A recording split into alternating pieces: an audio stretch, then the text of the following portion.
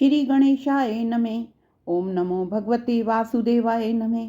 कार्तिक मास की देव उठनी एकादशी पर भगवान विष्णु 4 महीने की निद्रा के बाद जागृत होते हैं। विष्णु भगवान के साथ तुलसी माता पूजन का विशेष महत्व है। देव उठनी एकादशी के दिन ही तुलसी माता व शालिग्राम भगवान का विवाह होता है। तुलसी विवाह कराने से कन्या दान के बराबर फल मिलता है।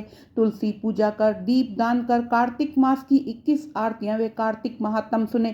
कार्तिक महात्म के 28वें अध्याय की कथा प्रारंभ करते हैं। सूत जी बोले, इस कथा को श्री कृष्ण जी ने सत्यभामा से यह कह संध्या करने राजभवन चले गए। इस प्रकार मैंने कार्तिक महात्म का प्रभाव आपसे कहा। ये विष्णु को प्रसन्न करता है और भक्ति देने वाला है। हरि जागरण, प्रातः स्नान, तुलसी सेवन, उद्धापन, दीपदान, यही कार्तिक के व्रत हैं। इन 5 प्रकार का व्रत आपसे कहा। इनको कार्तिक में करने से भक्ति और मुक्ति मिलती है। ऋषि बोले, विष्णु को प्रसन्न करने वाला विस्मयकारी ये कार्तिक व्रत अपाप और दुखों को दूर करने के लिए मोक्ष की और काम भोग की इच्छा करने वाले को अवश्य करना चाहिए। यदि इस व्रत में मनुष्य संकट में पड़ जाए, गहरे वन में फंस जाए या रोगी हो जाए तो कार्तिक व्रत कैसे किया जाए, क्योंकि ये व्रत महाफल देने वाला है। सूत जी बोले, इस प्रकार दृढ़ संकल्प वाला पुरुष आपत्ति में विष्णु तथा शिव जी के मंदिर में जाकर जागरण करे। यदि तुलसी पूजा न हो तो वैष्णुओं का पूजन करे, क्योंकि विष्णु भगवान अपने भक्तों के समीप रहते हैं। इस सबके न मिलने पर व्रती पुरुष गौ और ब्राह्मण को और व्रत में के पूरा करने के लिए पीपल और बड़ का पूजन करे। ऋषि बोले, आपने बड़ और पीपल वृक्ष गो ब्राह्मण के समान श्रेष्ठ कहे।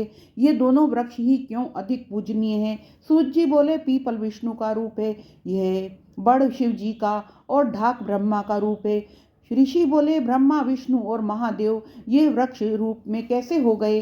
सो हे धर्मज्ञ, यह हमें समझाइए। सूत जी बोले, एक बार शिव पार्वती भोग विलास कर रहे थे। उसी समय ब्राह्मण का रूप धरकर अग्नि और देवता गए और वहां विघ्न करने लगे।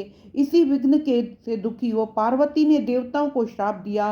पार्वती बोली, कृमि और कीड़े आदि भी विषय भोग में के आनंद को जानते हैं, तुमने विघ्न डाला है।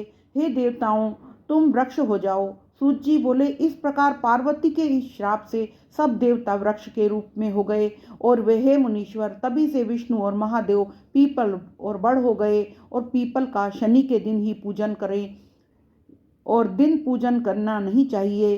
कार्तिक मास का 28वां अध्याय समाप्त। तुलसी महारानी की जय।